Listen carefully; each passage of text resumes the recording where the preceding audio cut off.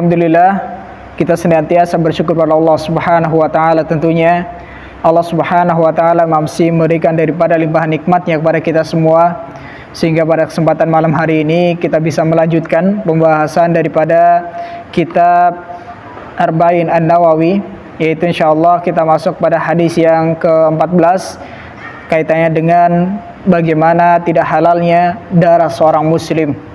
Ikhwatul iman rahimani wa rahimakumullah jami'an. Kita bersyukur pada Allah Subhanahu wa taala, kita masih digerakkan hati kita untuk kemudian menghadiri daripada rumah-rumah Allah, untuk bersama kita menjalankan daripada kewajiban kita daripada belajar ilmu agama, yang mana setiap kita itu sangat membutuhkan daripada ilmu. Bahkan para ulama menyebutkan hajatun nas lil ilm, hajat seorang manusia terhadap ilmu itu lebih besar daripada hajat seorang muslim itu untuk kemudian makan dan minum. Ini kenapa? Karena setiap hal yang kita lakukan ataupun setiap hal yang kita ucapkan tidak lepas harus didasari dengan ilmu agama. Kita mohon kepada Allah Subhanahu wa taala semoga kita berikan taufik dan hidayah untuk kita istiqomah dalam kita belajar ilmu agama, tidak merasa cukup dari belajar ilmu agama, sebagaimana kita di sini dalam belajar ilmu agama kita membaca daripada firman-firman Allah Subhanahu wa taala, dan tidak ada satupun daripada manusia yang kemudian mereka merasa cukup dari kalamullah, mereka merasa cukup dari belajar ilmu agama, kecuali hati mereka itu dipenuhi dengan kemaksiatan.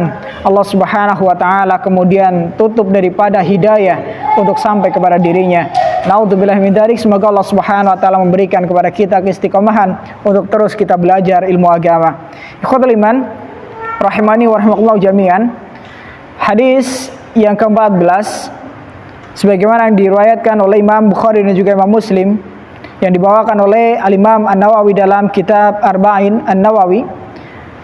An Ibnu Mas'ud radhiyallahu ta'ala anhu qala Rasulullah sallallahu alaihi wasallam la yahillu damu mri'in muslimin illa bi ihda thalathin ath-thaybu zani wan nafsu bin nafsi wat tariku lidini al-mufariqu lil jamaah.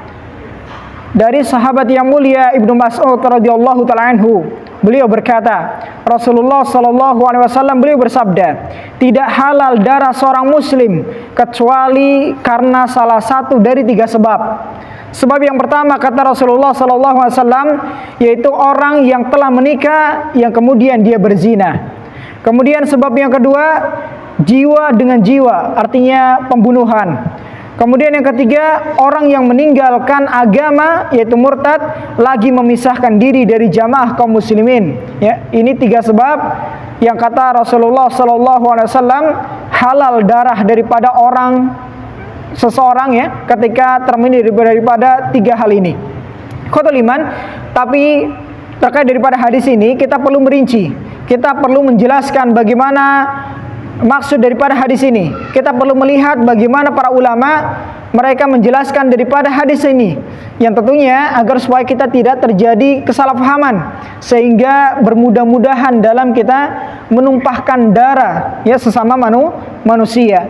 Ada yang mungkin membunuh diri, ada yang kemudian secara sembarangan kemudian menghilangkan nyawa daripada setiap manusia. Ini tentunya dikhawatirkan ya, karena kesalahpahaman daripada seorang itu terhadap memahami hadis-hadis ataupun firman-firman Allah Subhanahu wa taala. Oleh karenanya dalam kita memahami ilmu agama ini, kita memahami daripada Al-Qur'an, kita memahami daripada hadis-hadis Rasulullah sallallahu alaihi wasallam, tidak lepas adalah di situ kita harus menyertakan peran bagaimana pendapat-pendapat para ulama, bagaimana penjelasan mereka para ulama, sehingga ilmu itu akan senantiasa terjaga dan kita memahami dengan pemahaman yang benar. Ikhwatul iman, sebelum kita jauh membahas daripada kandungan isi daripada hadis ini, kita akan sedikit membaca tentang biografi daripada sahabat yang mulia Ibnu Mas'ud radhiyallahu ta'ala anhu.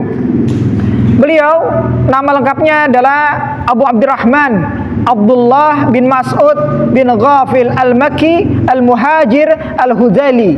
Ya, beliau mempunyai kunyah yaitu Abu Abdurrahman. ya, kunyahnya, julukannya ataupun nama panggilannya ya. Nama panggilannya adalah Abu Abdurrahman dan nama asli beliau adalah Abdullah ya bin Mas'ud. Makanya kita kenal dengan Abdullah ibn Mas'ud, yaitu Abdullah anaknya Mas'ud ya, bin Ghafil al-Maki al-Muhajir al-Hudhali ya. Ini daripada nasab beliau.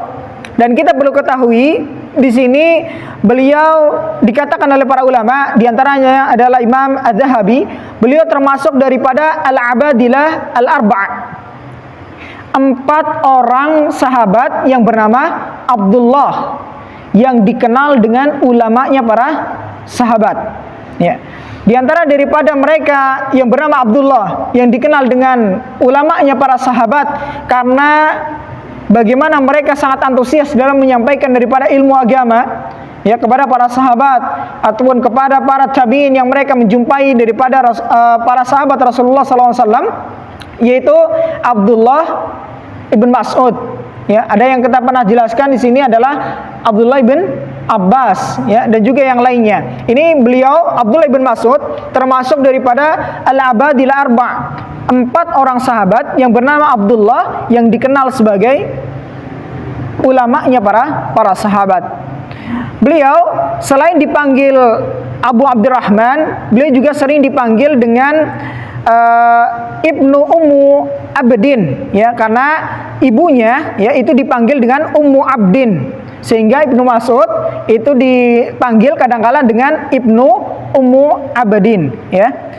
Kemudian Ibnu Mas'ud radhiyallahu ta'ala anhu, beliau wafat di Madinah pada tahun 32 Hijriah dan dikuburkan di pemakaman Baqi ya bersama para sahabat Rasulullah sallallahu alaihi wasallam yang lainnya. Ikhwatul iman, beliau ini termasuk daripada sahabat Rasulullah sallallahu alaihi wasallam yang meninggal di akhir-akhir ya, yang kemudian banyak melahirkan murid-murid yang sangat terkenal di kalangan para tabi'in. Di antaranya ada Ibnu Sirin, ya ada Atha bin Rabah dan juga yang lainnya. Banyak ulama-ulama ya daripada tabi'in yang mereka berguru kepada Abdullah bin Mas'ud radhiyallahu taala anhu. Terkait daripada fisik beliau, ini pernah dijelaskan oleh Rasulullah sallallahu alaihi wasallam ya dalam hadisnya, disyaratkan oleh beliau, dan di sini disebutkan juga oleh Qais bin Abi Hasim. Beliau berkata bahwasanya Ibnu Mas'ud beliau mempunyai tubuh yang kurus ya. Kemudian beliau juga pendek dan berkulit hitam ya. Abdullah bin Mas'ud ini tubuhnya kurus ya, pendek dan juga berkulit hitam ya. Dan beliau itu tidak menyemir ubannya itu kelihatan banget putih ya. Ini beberapa daripada para ulama menjelaskan tentang bagaimana fisik daripada Abdullah bin Mas'ud. Kemudian ada satu hadis yang masyhur, yaitu hadis diriwayatkan Imam Ahmad, yaitu suatu ketika Abdullah bin Mas'ud itu disuruh oleh Rasulullah SAW untuk manjat pohon kurma ya. Kemudian terkena angin daripada betisnya sehingga ditertawakan oleh para sahabat yang lain. Ya, kemudian Rasulullah SAW kemudian menanggapi, apa yang kalian tertawakan? Ya, Rasulullah kemudian mengatakan, sungguh kaki Abdullah bin Mas'ud itu lebih berat ya dibandingkan gunung Uhud di timbangan hari kiamat kelak. Ini adalah persaksian dari Rasulullah SAW. Kakinya Ibnu Mas'ud ya yang ditertawakan oleh para sahabat karena sangat kecil kakinya itu ya, betisnya sangat kecil. Ini kata Rasulullah lebih berat daripada gunung Uhud. Padahal belum pernah ada yang menimbang gunung Uhud gitu ya. Ini kata Rasulullah SAW lebih berat daripada gunung Uhud ya, subhanallah. Ini menunjukkan akan keutamaan beliau. Di antara daripada keutamaan beliau, beliau adalah salah satu sahabat dan satu-satunya sahabat ya yang kemudian selalu membersamai Nabi SAW di dunia dan akhirat. Di dunia dan akhirat beliau selalu membersamai Rasulullah SAW, yaitu dalilnya sebagaimana disebutkan oleh Imam Ahmad ketika Abdullah bin Mas'ud disuruh untuk berdoa, dan kata Rasulullah, kalau kamu berdoa, doa kamu pasti akan dijabai. Sekarang kamu berdoa, doa kamu pasti akan dikabulkan oleh Allah Subhanahu wa taala. Maka doa yang beliau panjatkan menarik, Allahumma inni as'aluka imanan la yartaddu wa na'iman la yanfaddu wa murafaqatan nabi sallallahu alaihi wasallam fi a'la ghurafil jannah jannatil khuld. Beliau berdoa, ya Allah, aku memohon kepadamu keimanan yang tidak menyebabkan aku murtad, ya, keluar dari Islam, nikmat yang tidak akan terputus, dan menemani Nabi Sallallahu Alaihi Wasallam di surga yang paling tertinggi, ya, surga yang abadi. Ini dalam hadis riwayat Imam Ahmad, dan ini dikabulkan oleh Allah Subhanahu Wa Taala, sebagaimana ini diperintahkan oleh Rasulullah. Abdullah bin Mas'ud suruh berdoa, dan ternyata inilah doa daripada Ibnu Mas'ud. Salah satu daripada isi doanya adalah bagaimana Ibnu Mas'ud meminta kepada Allah agar supaya beliau bisa menemani Rasulullah SAW di akhirat. Kenapa tadi dikatakan Ibnu Mas'ud itu adalah sahabat yang selalu menemani Rasulullah selama di dunia dan juga di akhirat? Karena ada hadis yang lain, ya, Rasulullah SAW pernah menyebutkan kepada Ibnu Mas'ud, idnuka, ya, bahwasanya izinmu, ya, alayya an yurfa al hijab, yaitu ketika tirai itu terangkat, ya, wa antastami'a siwadi hatta anhaka, ya, dan engkau boleh mendengar perkara rahasiaku kecuali aku larang, ya, kecuali aku larang.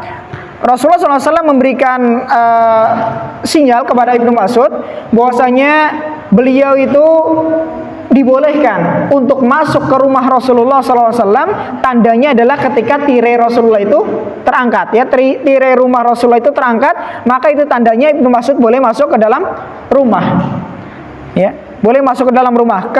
Dan kata beliau, rahasiaku itu boleh untuk diketahui oleh Ibnu Mas'ud, ya, kecuali rahasia-rahasia yang dilarang oleh Rasulullah SAW. Bahkan dalam beberapa riwayat menyebutkan para sahabat kemudian mengomentari tentang Ibnu Mas'ud. Bahkan ada yang menganggap bahwasanya Ibnu Mas'ud itu salah satu kerabatnya Rasulullah SAW. Ya, salah satu kerabatnya Rasulullah. Kenapa? Karena saking seringnya Ibnu Mas'ud itu masuk ke dalam rumah Rasulullah SAW, sehingga dikira itu ada hubungan rahim dengan Rasulullah SAW, tapi ternyata tidak ada, ya. Ini kemudian menjadi dalil, ya, bahwasanya beliau itu selalu bersama dengan Rasulullah SAW, bahkan di dalam rumahnya itu dibolehkan, diizinkan untuk masuk. Dalam riwayat yang lain disebutkan Ibnu Mas'ud itu kalau Rasulullah berjalan kemana, pasti di belakangnya itu ada Ibnu Mas'ud. Ketika Rasulullah SAW berjalan, itu pasti ada Ibnu Mas'ud. Kemudian ketika Rasulullah itu ke masjid untuk memberikan nasihat kepada para sahabatnya atau untuk menjalankan salat, ketika beliau Rasulullah melepas daripada sandalnya, itu sandalnya itu diamankan oleh Ibnu Mas'ud, dimasukkan ke bajunya, ya, selalu membersamai Rasulullah SAW, ya. Bahkan para ulama kemudian menyebutkan tentang bagaimana hal-hal yang sifatnya sangat remeh ataupun hal-hal kecil itu selalu berada di situ Ibnu Mas'ud bersama dengan Rasulullah SAW. Maka tidak heran ketika beliau ini disebut sebagai ulamanya para sahabat, karena beliau mengenal baik Rasulullah SAW. Bahkan rahasianya Rasulullah saja itu beliau sampai tahu, ya, kecuali rahasia-rahasia yang tidak diperbolehkan diketahui oleh Ibnu Mas'ud radhiyallahu taala anhu. Baik. Kemudian pembahasan yang berikutnya yaitu masuk pada pembahasan hadis. Yang pertama di sini adalah syarat seseorang itu kemudian diperbolehkan untuk kemudian menumpahkan darah daripada seorang muslim, bukan seseorang, ya. Artinya darah seorang muslim itu halal untuk ditumpahkan, artinya boleh untuk dibunuh, ya. Syaratnya apa saja? Ya. Ini perlu dijelaskan. Pertama, bahwasanya kaidahnya, ya, kaidah usulnya, bahwasanya hukum asal daripada darah seorang muslim ataupun seorang manusia itu adalah haram, ya, tidak boleh ditumpahkan. Ini kaidah umum, ya. Boleh ditumpahkan artinya boleh dibunuh ketika dipenuhi tadi syarat-syaratnya, ya. Kemudian ada penyebab-penyebabnya yang dibolehkan untuk dibunuh. Baik, yang pertama adalah zina. Ya.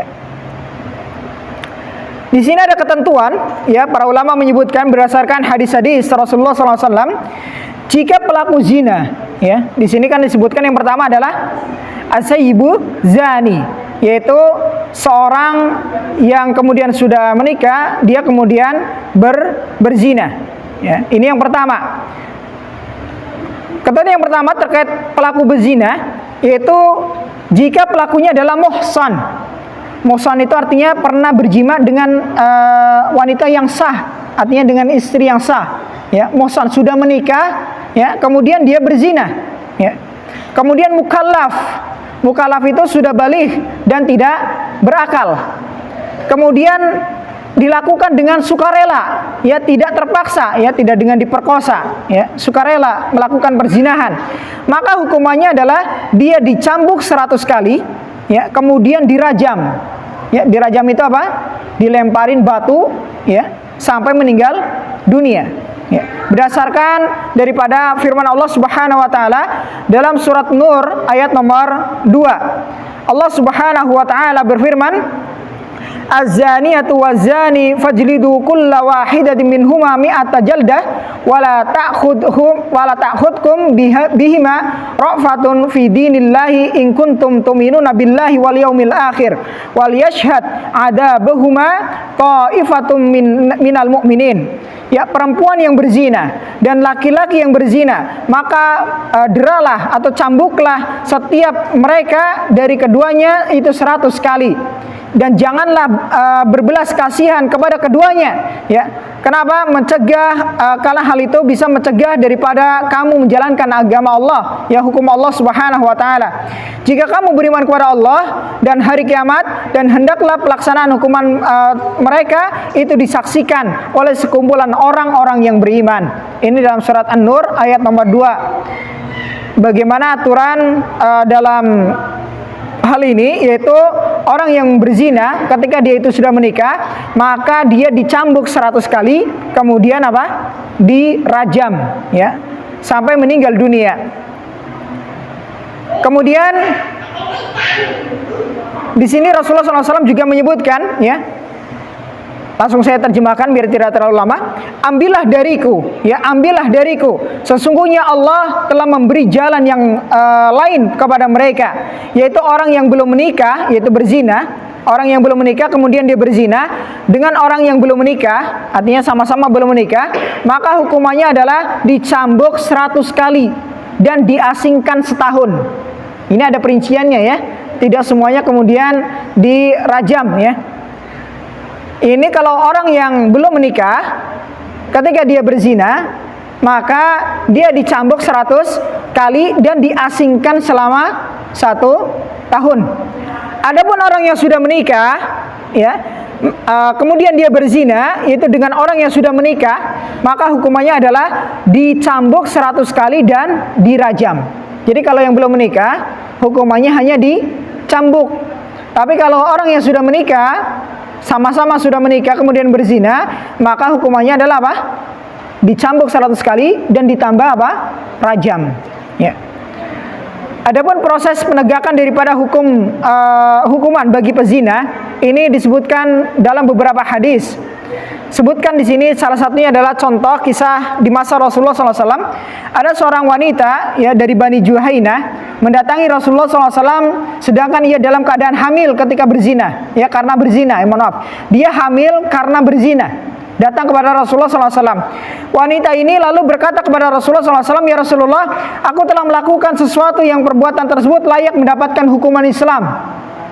Datang menyerahkan diri, sampaikan kepada Rasulullah bahwasanya beliau itu berhak mendapatkan hukuman, ya. Laksanakanlah hukum had atas diriku, ya. Nabi SAW lantas memanggil wanita tersebut, ya. Lalu beliau berkata kepada walinya, berbuat baiklah pada wanita ini dan apabila ia telah melahirkan kandungannya, maka datangkanlah dia kepadaku. Jadi disuruh sampai kemudian apa? Wanita ini melahirkan anaknya, baru ditegakkan apa? Hukuman. Kemudian wanita tersebut pun menjalani apa yang diperintahkan oleh Rasulullah SAW. Selain itu beliau meminta wanita tersebut dipanggil, lalu diikat pakaiannya. Mohon maaf, di riwayat yang lain disebutkan sampai ada yang menyusui ya. Ada yang sampai menyusui baru kemudian ditegakkan hukumannya. Menyusui selama 2 tahun. Wallahu taala alam shawab. Kalau di sini disebutkan tadi sampai dengan dia melahirkan ya. Tapi dalam riwayat yang lain dipertegas itu sampai kemudian dia menyusui genap 2 tahun baru ditegakkan daripada hukuman. Oke. Kemudian dipanggillah wanita ini lalu diikat pakaiannya dengan erat agar tidak terbuka auratnya. Jadi pakaiannya itu diikat dengan kuat agar supaya ketika dirajam itu atau dicambuk itu tidak kemudian terbuka auratnya ya. Kemudian saat itu diperintah untuk dilaksanakan hukuman rajam ya. Kemudian disuruh untuk melempari wanita itu dengan batu. Wanita itu pun meninggal dunia. Lantas beliau menyolatkan daripada wanita itu. Rasulullah SAW menyolatkan wanita pezina ini. Lalu ditanya ya kepada Rasulullah SAW, engkau menyolatkan dirinya, wahai Rasulullah. Ini sahabat Umar yang bertanya kepada Rasulullah, engkau kenapa menyolatkan wanita ini? Padahal wanita ini adalah wanita pezina. Maka Rasulullah SAW beliau menyebutkan wanita ini sudah bertobat dengan taubatan nasuha, yang sekiranya tobatnya wanita ini dibagi maka ini cukup untuk 70 orang ya daripada penduduk Madinah ya. Ini mencukupi mereka. Tobatnya satu wanita ini mencukupi untuk tobatnya 70 orang penduduk Madinah. Ini menunjukkan akan kesungguhan tobatnya daripada wanita ini ya. Apakah engkau dapati taubat yang lebih baik dari seorang yang mengorbankan jiwanya karena Allah? Jadi wanita ini menyerahkan diri kepada Rasulullah SAW untuk ditegakkan hukuman itu semata-mata karena apa? Allah Subhanahu wa Ta'ala, bukan karena supaya dianggap solihah ataupun yang lainnya, tapi karena dia takut kepada Allah sehingga dia meminta kepada Rasulullah untuk ditegakkan hukuman kepadanya. Maka kata Rasulullah SAW, ini adalah termasuk daripada wanita yang sudah melakukan taubatan nasuha. Oleh karenanya Rasulullah itu mensolatkan daripada wanita ini. Maka dari sini juga kita ketahui pelaku berzina ya ketika dia meninggal ya, maka ini tidak disolatkan ya. Tidak disolatkan ini adalah berlaku untuk para pemimpin ataupun tokoh masyarakat yang disegani di masyarakat itu ya. Tetapi ketika masyarakat biasa, muslim biasa, maka ini tetap kemudian disunahkan untuk menyolatkan wanita ini ketika dia masih muslimah ya. Wallahu ta'ala alam shawab. Kemudian dalam hadis yang lain ini ada cerita yang lain ya. Dahulu Ma'is bin Malik adalah seorang yatim di bawah asuhan bapakku. Lalu dia menzinai seorang budak dari suku itu. Maka bapakku berkata kepadanya, pergilah kepada Rasulullah SAW lalu beritahukan kepada beliau apa yang telah engkau lakukan. Semoga beliau memohonkan ampun untukmu. Bapakku menghendaki hal itu karena berharap agar Ma'is itu memperoleh solusi. Maka Ma'is mendatangi Rasulullah SAW ya. Kemudian beliau mengatakan pada Rasulullah, wahai Rasulullah, sesungguhnya aku telah berzina, maka tegakkanlah kitab Allah, artinya hukuman Allah atasku. Lalu beliau berpaling darinya, tidak mau melihat daripada Ma'is. Kemudian Ma'is mengulanginya ya. Kemudian Rasulullah SAW beliau pun memalingkan lagi ya. Kemudian Rasulullah SAW sampai ketiga kalinya beliau menjawab, dengan fulanah ya, dengan siapa ya. Maka Ma'is ini menjawab, dengan fulanah, dengan perempuan ini. Maka Rasulullah SAW kemudian mengatakan, apakah engkau berbaring dengannya, artinya melakukan zina? Maka laki-laki ini menjawab, iya. Lalu beliau bersabda, apakah engkau menyentuh kulitnya? Apakah engkau menyentuh kulitnya? Maka dia menjawab, iya. Lalu beliau bersabda, apakah engkau bersetubuh dengannya? Diperjelas lagi ya. Kemudian dia menjawab, iya. Maka beliau memerintahkan untuk merajamnya. Kemudian dia dibawa keluar ke harrah, artinya tanah yang lapang. Tatkala dia dirajam, lalu merasakan lemparan batu, dia berkeluh kesah, kesakitan ya. Lalu dia keluar dan berlari. Maka Abdullah bin Unais menyusulnya, sedangkan sahabat-sahabat yang lain itu telah lelah, yang nggak mau mengejar. Ya, yang mengejar adalah Abdullah bin Unais. Kemudian Abdullah mengambil tulang betis unta lalu melemparkannya sehingga dia membunuhnya. Ya, dilempar oleh Abdullah bin Unais. Kemudian beliau yang dirajam itu kemudian terbunuh. Ya.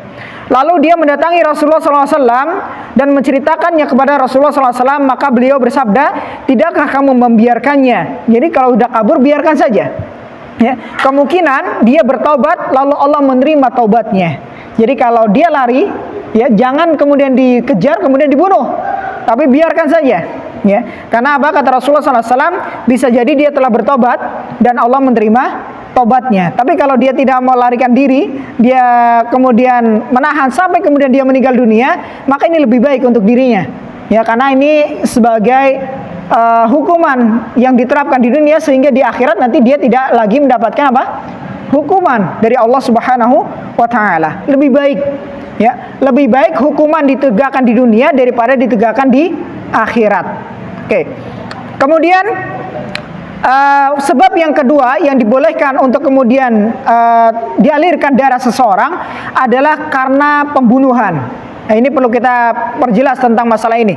Tadi saya jelaskan hukum asal daripada darah itu adalah apa? Haram. Tidak boleh ditumpahkan. Ini haram, ya, darah itu ditumpahkan, ya. Tapi ada sebab-sebab yang dibolehkan untuk ditumpahkan darah itu, ya. Sebagaimana ini dalam surat Al-Furqan, Allah Subhanahu wa taala berfirman, "Wala yaqtuluna an-nafsal lati haramallahu illa bil haqq." Ya.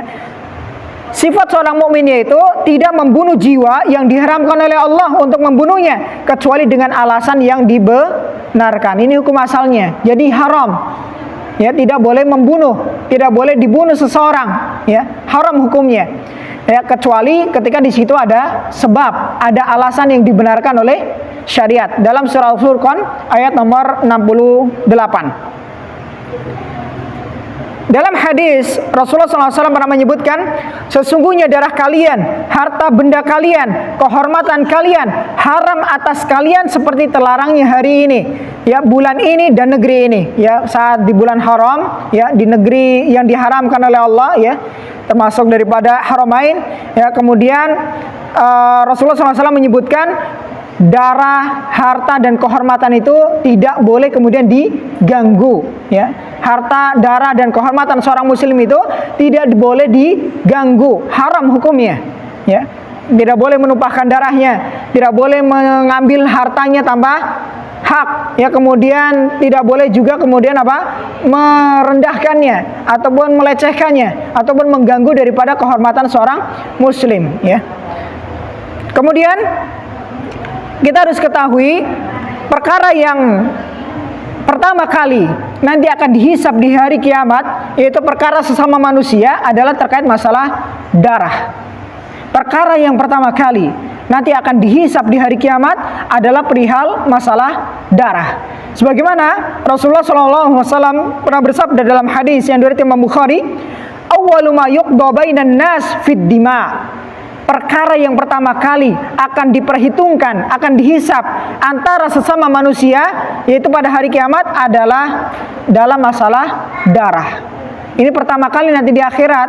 Kalau kaitannya hablum minan nas, ya, sesama manusia, maka yang pertama kali dihisab adalah apa? Darah. Adapun terkait hubungannya dengan Allah, yang pertama kali dihisab adalah apa? Salat. Ya, adapun dengan manusia, maka yang pertama kali dihisab adalah terkait masalah darah. Ya, terkait masalah darah. Ini pertama kali yang akan dihisab oleh Allah Subhanahu wa taala kaitan dengan manusia yang lainnya. Dosa pembunuhan ini sangat besar. Saya sebutkan secara ringkasnya saja. Sebagaimana dalam hadis yang diriwayatkan oleh Imam An-Nasa'i, ya, Rasulullah SAW pernah bersabda, "Qatlul mu'mini a'dhamu 'indallah min zawalid dunya." Dosa membunuh seorang mukmin itu lebih besar daripada hancurnya dunia, ya. Kemudian dalam Al-Quran surat An-Nisa ayat nomor 93, Allah Subhanahu wa taala berfirman, "Wa may yaqtul mu'minan muta'ammidan fajazauhu jahannam khalidan fiha wa ghadiballahu alaihi wa la'anahu wa 'adda lahu 'adaban 'azima." Dan barang siapa yang membunuh seorang mukmin dengan sengaja, maka balasannya ialah jahannam, kekal ia di dalamnya, dan Allah murka kepadanya dan mengutuknya serta menyediakan azab yang besar baginya, ya. Jadi kalau orang yang membunuh seorang mukmin dengan sengaja, maka kata Allah Subhanahu wa taala, yaitu apa? Balasannya adalah neraka jahanam. Dia kekal di dalam neraka jahanam, gak bakal keluar. Ya, kalau dia meninggal dunia, dia belum bertobat kepada Allah dari dosa tadi pembunuhan itu dan belum ditegakkan hukuman terkait daripada pembunuhan itu, maka dia kekal di neraka jahanam, dilaknat oleh Allah, dimurkai oleh Allah, dan kemudian dia disediakan azab yang besar di neraka jahanam. Kemudian kalau tadi sengaja membunuh seorang mukmin atau seorang muslim, bagaimana kalau tidak sengaja? Ya, bagaimana ketika membunuh tapi tidak sengaja? Gimana? Contoh misalkan ketika naik mobil nabrak orang.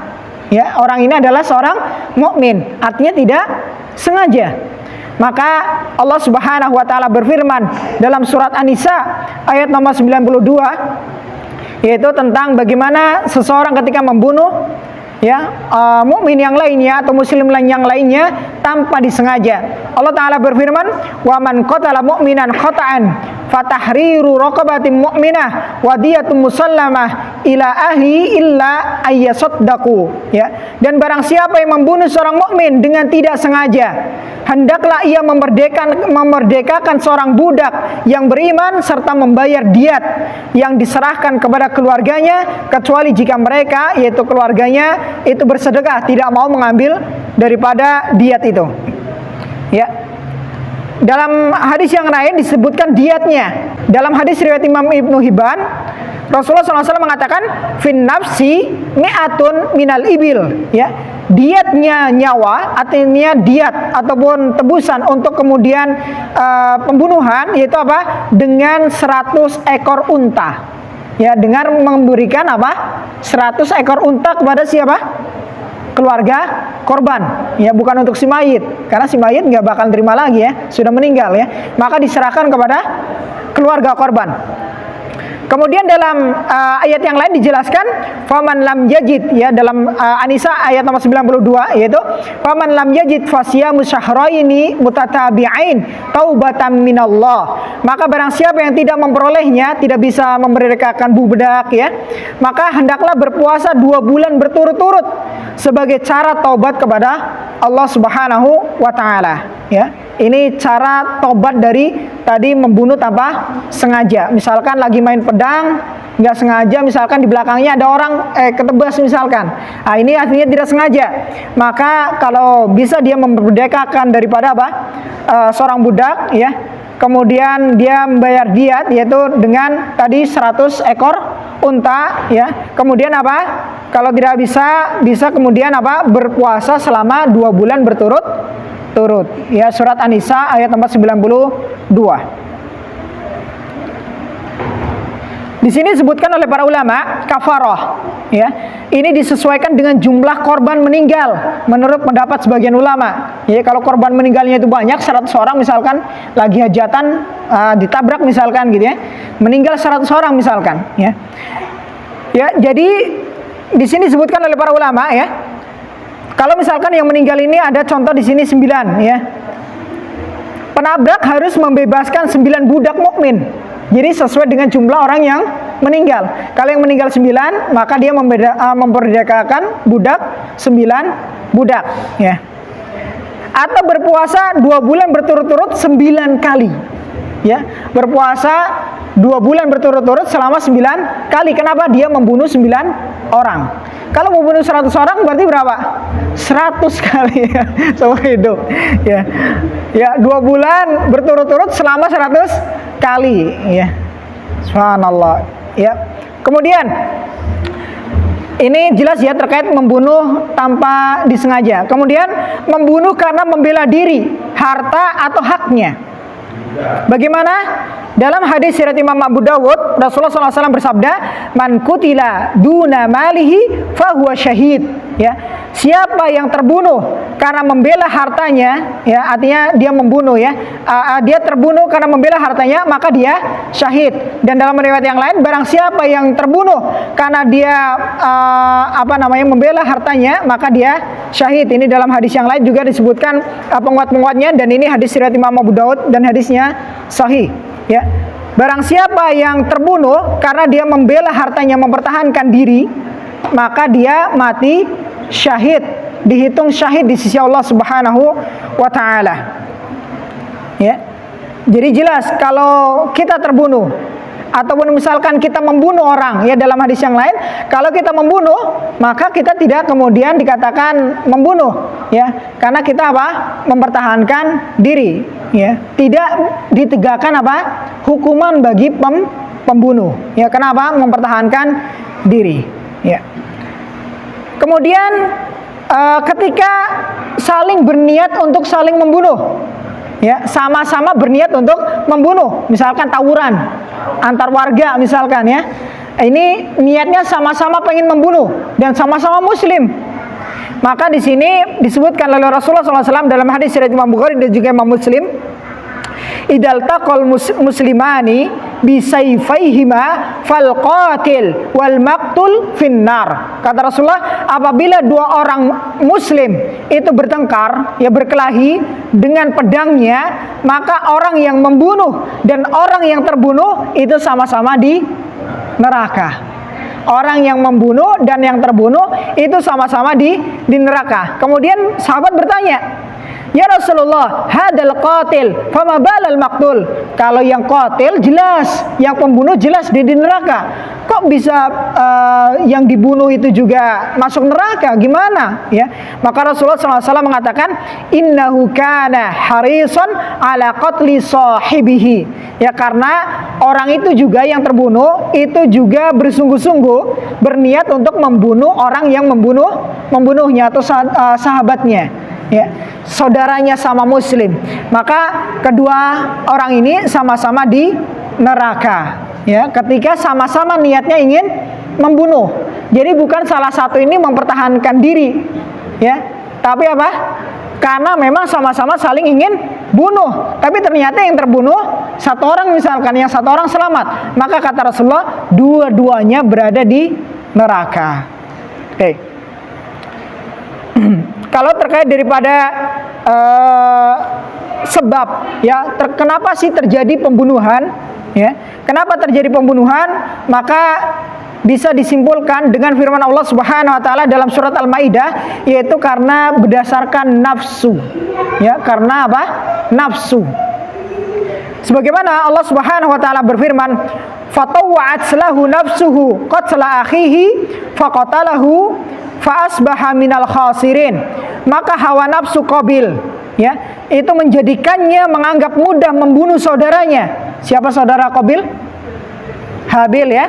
Sebab itu kemudian Qabil membunuh saudaranya, maka jadilah ia seorang di antara orang-orang yang merugi, ya. Ini Qabil membunuh siapa? Habil. Pelaku pembunuhan, ya, pelaku pembunuhan yang pertama kali adalah siapa? Qabil. Maka dalam hadis yang lain Rasulullah SAW menyebutkan, setiap ada pembunuhan maka dosanya ngalir kepada Qabil. Kenapa? Karena Qabil lah yang mencontohkan pembunuhan pertama kali. Ya, sebagaimana disebutkan oleh Rasulullah dalam hadis yang diriwayatkan Imam Bukhari, la tuqtalu nafsun dulman illa kana ala ibni adam al-awwal kiflun min damiha wa dzalika li annahu awwala man sanna al-qatl. Ya, tiada pembunuhan yang terjadi karena kedoliman, artinya tanpa hak, ya, melainkan anak Adam yang pertama, yaitu Qabil, yang akan menanggung dosa pembunuhannya, artinya ikut menanggung dosanya. Kenapa? Karena dialah yang pertama kali melakukan pembunuhan. Ya, ini makanya pentingnya kita untuk berhati-hati, ya, dalam kita melakukan sesuatu. Kalau misalkan yang kita lakukan kemudian dicontoh, kalau misalkan keburukan, ya, maka dosanya menjadi apa? Jariah. Apalagi, mohon maaf, seorang mubalik atau seorang ustadz misalkan, ketika dia menyampaikan sesuatu yang salah, kemudian yang salah itu diikuti, maka ini bisa menjadi apa? Dosa jariah.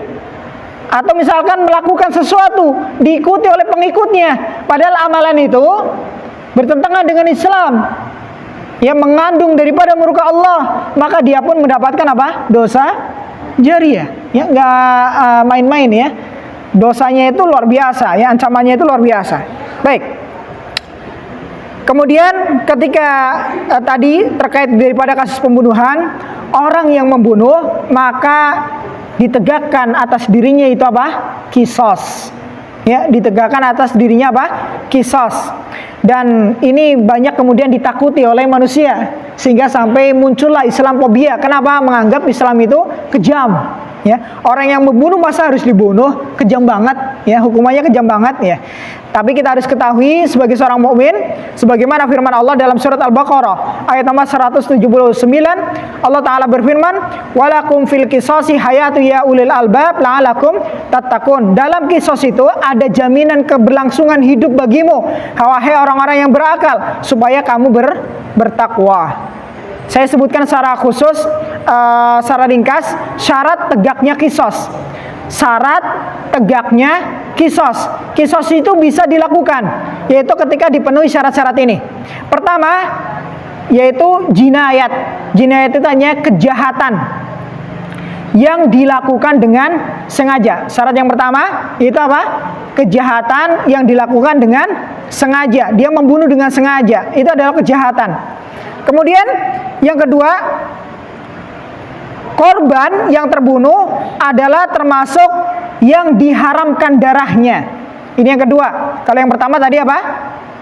Termasuk kejahatan dan disengaja. Yang kedua, korbannya yang terbunuh adalah apa? Yang diharamkan darahnya.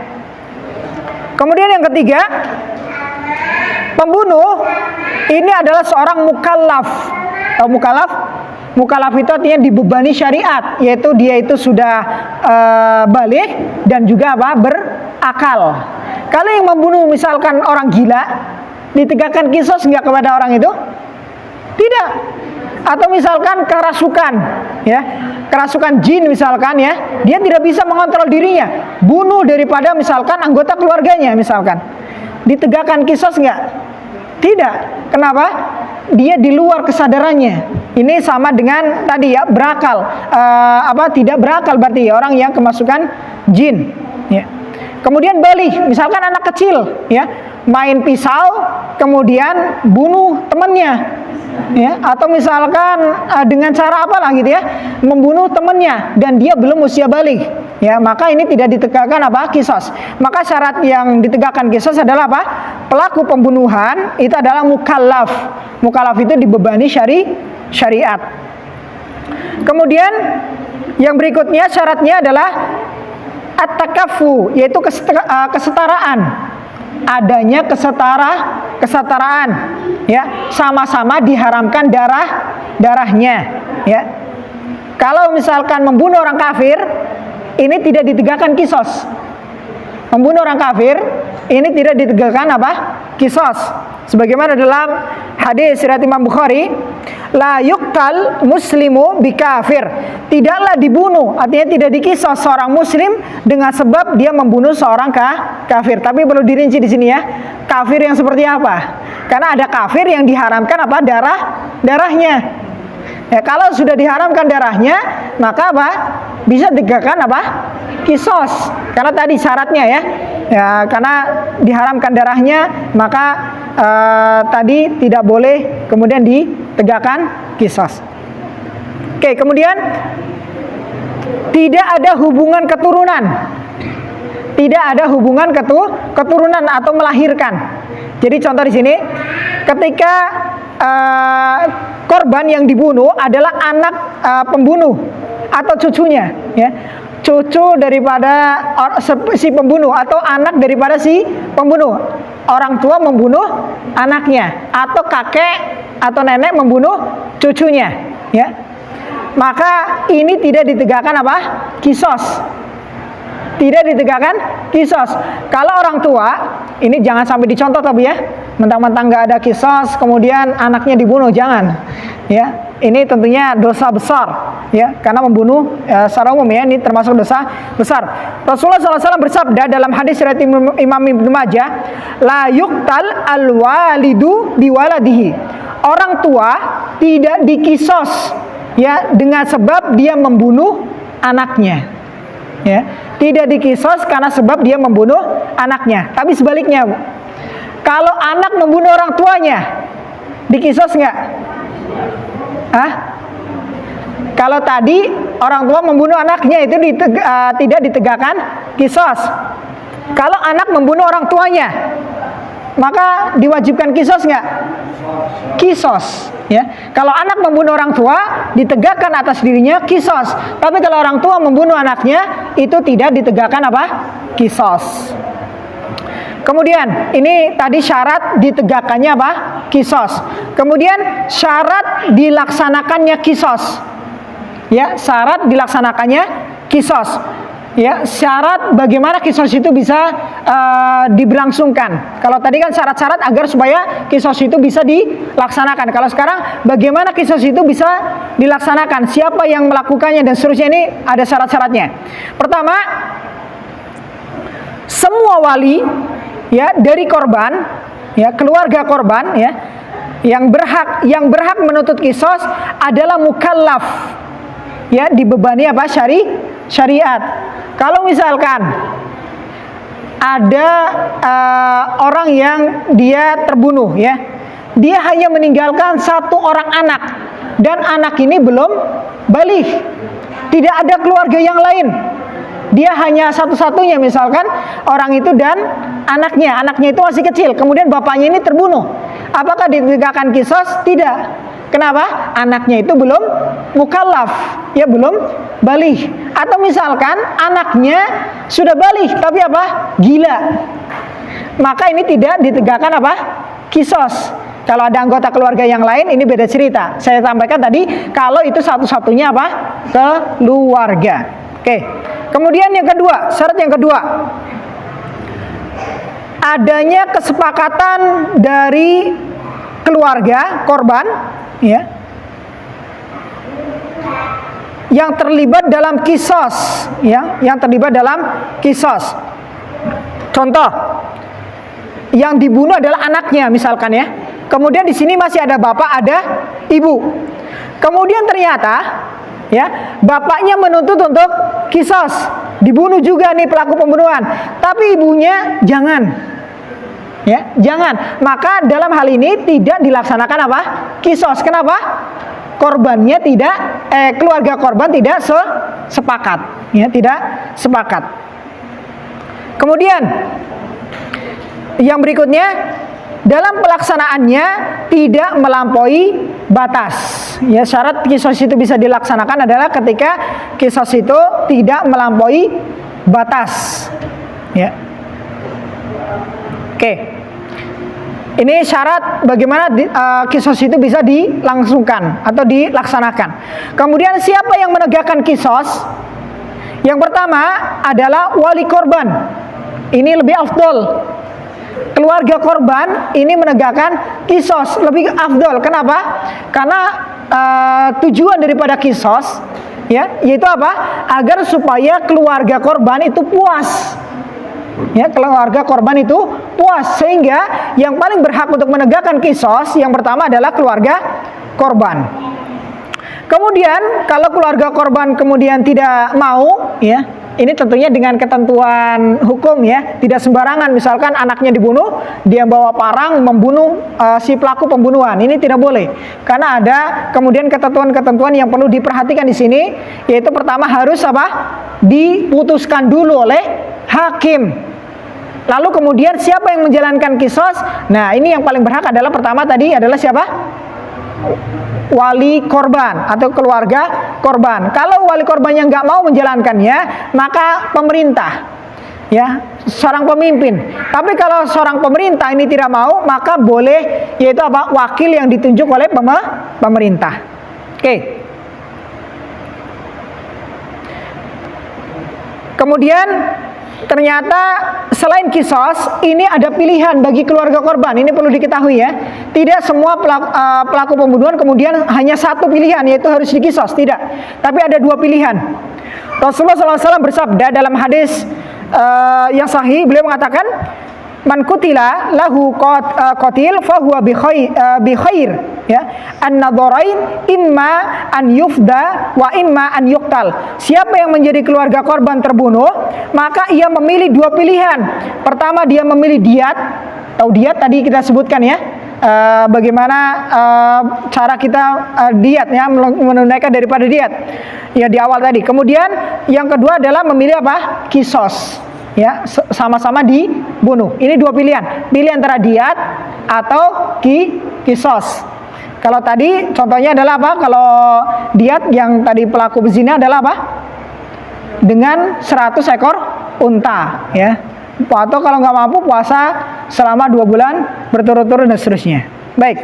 Kemudian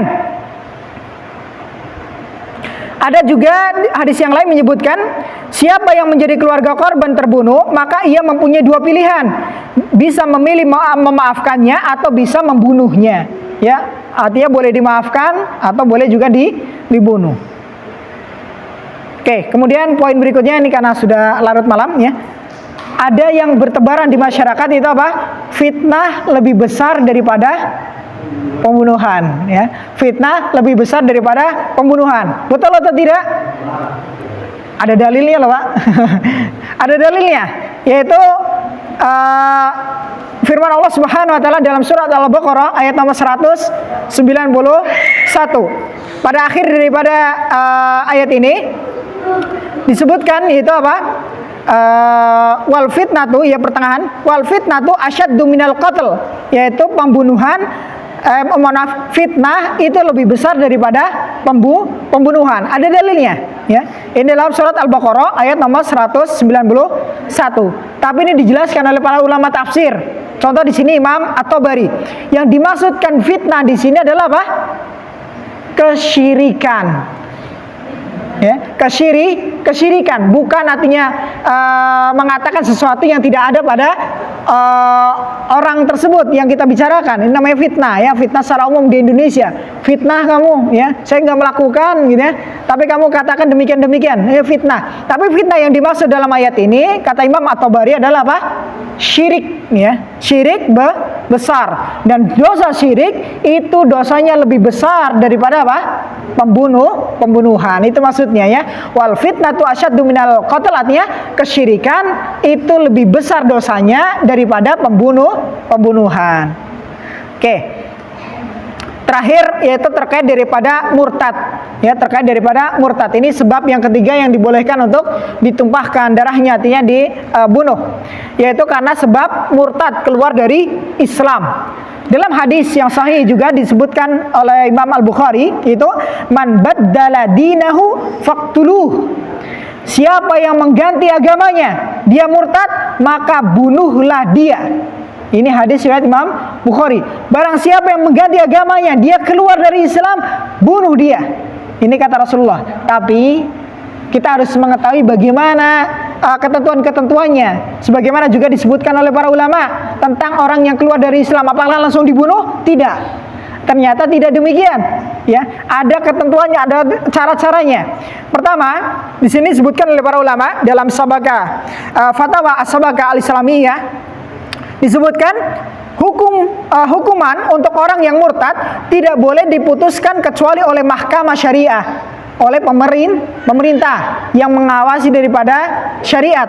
Kemudian pelaksanaannya tidak bisa dilakukan kecuali oleh pemerintah kaum muslimin, ya, yang melakukan pembunuhan, artinya membunuh orang yang murtad tadi adalah pemerintah kaum muslimin. Dalam kesempatan yang lain, fatwa Syekhul Islam menyebutkan, beliau membawakan keterangan daripada Imam At-Tahawi. Beliau mengatakan, At-Tahawi menyebutkan daripada ulama Hanafiyah, orang yang murtad tidak boleh dibunuh hingga dia dimintai bertobat. Mau tobat nggak? Tobat nggak? Kalau nggak bertobat, bunuh nih, gitu ya. Ini harus dimintai dulu, ya. Mau tobat nggak?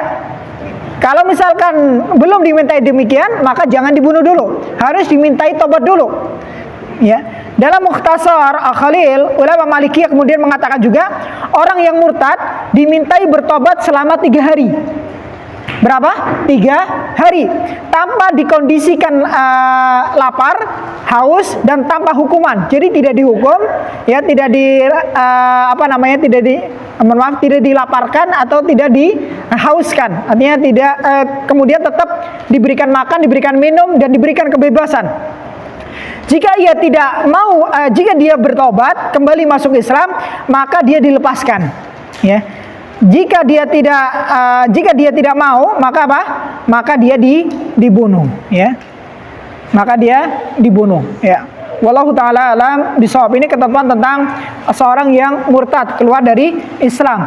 Yang berhak menunaikannya adalah siapa? Pemerintah. Ya, tidak sembarangan orang. Ya, wallahu taala alam bisawab. Ini terkait daripada hadis arba'in yang ke-14, yaitu tentang bagaimana tidak halalnya darah seorang muslim ataupun seorang mukmin kecuali dengan 3 sebab. Yang pertama karena apa? Zina. Yang kedua adalah karena apa? Pembunuhan. Yang ketiga karena murtad, ya, keluar dari Islam. Ini 3 sebab yang kemudian diperbolehkan untuk dibunuh. Tapi kita harus tahu tadi ketentuannya. Tidak boleh sembarangan. Apalagi contoh mengatasnamakan jihad, ya, dengan melakukan bom bunuh diri, menganggap bahwasanya polisi ini adalah kafir. Ini tentunya tidak dibenarkan dalam Islam. Polisi mereka adalah muslim, ya, seorang muslim, bukan seorang kafir. Mereka berdalil, mereka kan penjaga hukum selain hukum Allah. Ya, ini tauhid dan seterusnya. Tauhid itu juga ada penjelasannya para ulama, tidak sembarangan. Bagaimana seorang pemerintah dia layak kemudian disebut sebagai tauhid? Artinya sesembahan selain Allah, gitu ya. Artinya kenapa? Karena dia membuat hukum selain hukum Allah. Ini ada ketentuannya. Ya, ini ada ketentuannya. Tidak sembarangan kita menggelari tauhid, tidak sembarangan kita menggelari kamu kafir, ya, pemerintah kafir. Apalagi misalkan sampai tadi menghalalkan darah daripada sesama kaum muslimin. Ini tidak dibenarkan dalam Islam. Islam tidak mengajarkan demikian, ya. Masalah darah ini kembali tadi hukumnya adalah apa? Haram. Tidak sembarangan ditumpahkan. Kalau mau ditumpahkan pun syaratnya itu juga sangat apa? Berat. Ya, juga dilakukan pendalaman yang sangat teliti sampai kemudian diputuskan layak atau tidaknya ditegakkan daripada apa? Hukuman atas pelaku-pelakunya. Ya, wallahu taala a'lam bishawab. Ini mungkin yang dapat kami sampaikan. Masih ada sedikit waktu, barangkali ada yang mau bertanya, silakan. Ada yang mau bertanya? Ya, silakan. Kalau misalkan kita data ya, kalau di zaman Nabi itu misalkan ada yang mengetahui orang itu nyihir, misalkan di kalangan orang itu dihukumnya seperti apa? Yang kedua, pelaku homoseksual, misalkan. Baik. Ada dalam beberapa riwayat yang lain, ya, hadis-hadis yang lain menjelaskan tentang sebab-sebab yang dibolehkannya ditumpahkannya darah daripada seorang muslim ataupun seseorang, ya, pada umumnya. Contoh tadi memang ada, ya, beberapa kemudian riwayat yang menyebutkan tentang pelaku sihir, ya. Pelaku sihir artinya dia melakukan dosa besar, ya, melakukan dosa besar. Dan kemudian dengan pertimbangan-pertimbangan dia kemudian layak untuk ditegakkan hukuman atasnya. Salah satu kemudian disebutkan yaitu hukuman untuk penyihir adalah apa? Dengan dipenggal. Ya, dengan dipenggal. Kemudian pelaku LGBT, ya, homoseksual, ini termasuk juga adalah apa? Dosa besar. Sebagaimana kita tahu kaum terdahulu itu diazab, dimusnahkan oleh Allah Subhanahu wa taala karena apa? LGBT.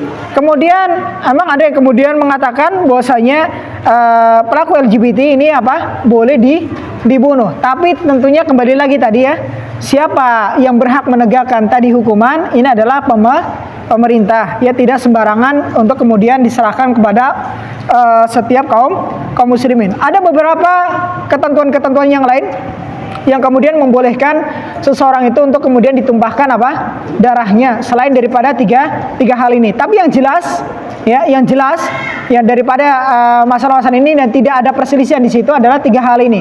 Karena secara tegas disampaikan oleh Rasulullah SAW. Ya, adapun beberapa perkara yang lain, ini ada beberapa ulama yang kemudian juga berselisih pendapat di sana. Ya, wallahu taala alam shawab. Ya, ada lagi yang lain? Ya, silakan.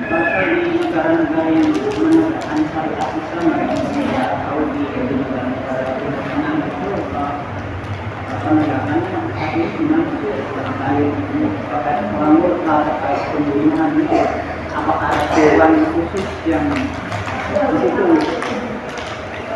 Iya. Kalau kayak contoh di negara Arab Saudi, yang mana di sana menegakkan daripada hukum Allah Subhanahu wa taala. Kalau tadi ditanya apakah ada ini khusus ya, divisi khusus misalkan untuk kemudian menegakkan daripada hukuman-hukuman ya, terkait contoh misalkan tadi rajam, kemudian kisos dan lain-lain, maka ada petugasnya secara khusus yang memang tugasnya itu contoh sebagai algojo gitu ya, tukang penggal misalkan, ada yang tugasnya kemudian meneliti bagaimana kasus yang dilakukan oleh seseorang di dunia. Ini ada kemudian dibuat oleh pemerintah daripada Arab Saudi, dan ini masih berlaku di Saudi ya. Ketika contoh tadi pembunuhan, maka berlaku hukum kisos ketika tadi dipenuhi daripada beberapa syarat-syarat yang tadi kita sudah sebutkan. Ini masih berlaku ya, masih berlaku. Dan ini tentunya adalah sebuah kebaikan ya. Jangan takut, karena justru dengan demikian itu efeknya itu sangat besar untuk kemudian kemaslahatan untuk kaum muslimin. Contoh tadi murtad, contoh. Kenapa murtad itu harus dibunuh?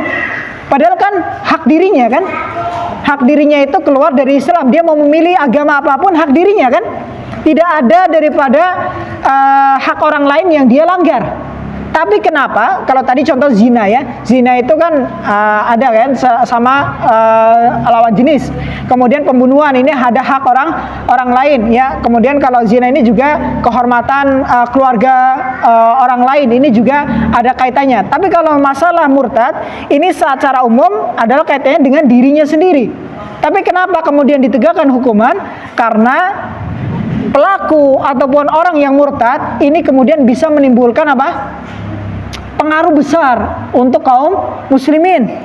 Ya, ketika murtad dibiarkan biasa saja, maka apa yang terjadi? Banyak orang yang kemudian ingin untuk melakukan hal yang serupa, yaitu keluar dari Islam. Makanya tegas, orang yang keluar dari Islam maka bisa ditegakkan daripada apa? Hukuman dibunuh ya untuk dirinya. Ya wallahu taala alam shawab.